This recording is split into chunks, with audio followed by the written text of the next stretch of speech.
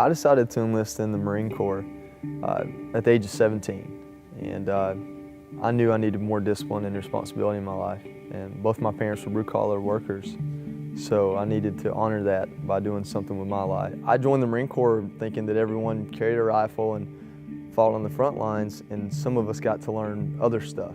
And then when I got to the Marine Corps, I realized there were so many jobs in the Marine Corps, and finally landed in EOD school and became an EOD tech, which is explosive ordnance disposal. It's like being a bomb tech. Afghanistan 2010, there wasn't a daily routine. It was just very kinetic, as we say. Not always something highly dangerous, but always something. If there was anything hazardous or explosive suspected, we were out helping. August 6, 2010.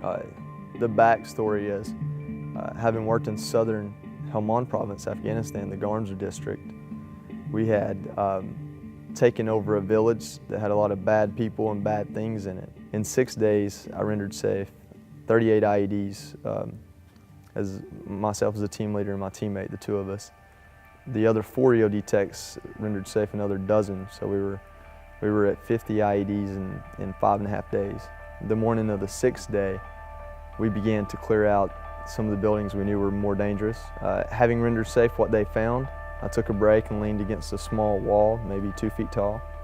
And when we called other Marines to come in and help carry some of the stuff away, while they were approaching, I leaned off the wall and stepped out on an IED that I didn't know was there. So it was directly under me, maybe off to the right a little. It took both my legs above the knee and a lot of severe damage to my right forearm. As soon as I lost my legs, the only option from there was what's next. And I think being an EOD tech and being put in that scenario for other guys enough times, you train yourself, you're conditioned to think that way.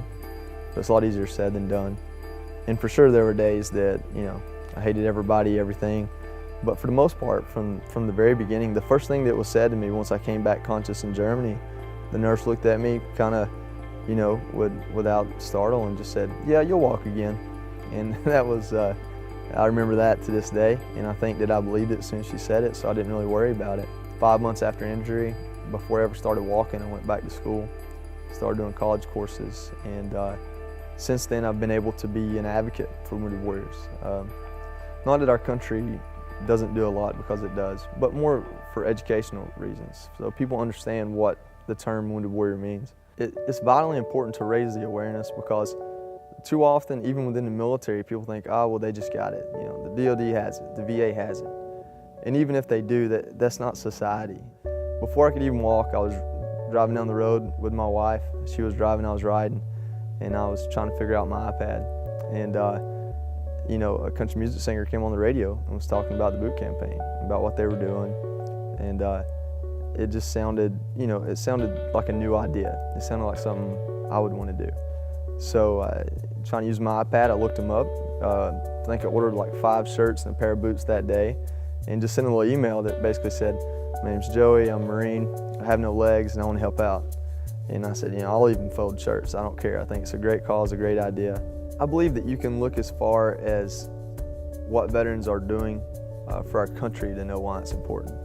Not only on the battlefield or even in service, but when they get out and they hold a higher personal standard. They bring that into society and they make society a better place. I wouldn't say doing push-ups is a physical labor, but in some ways it is. You break a sweat. I think it might have tripped a few people out to see a guy walk up there with no legs and jump down on the ground, but we were able to make it happen, and I think I did more push-ups than a lot of guys, so it was a great time. It was an awesome time, actually. It's not about how many you can do or how well you can do them. It's the fact that you want to be there and you want to do them is what matters. And you're doing something for a cause greater than yourself. And I think that's a lot of what America's about. So I think it's a great idea, and I'm excited to do it this year.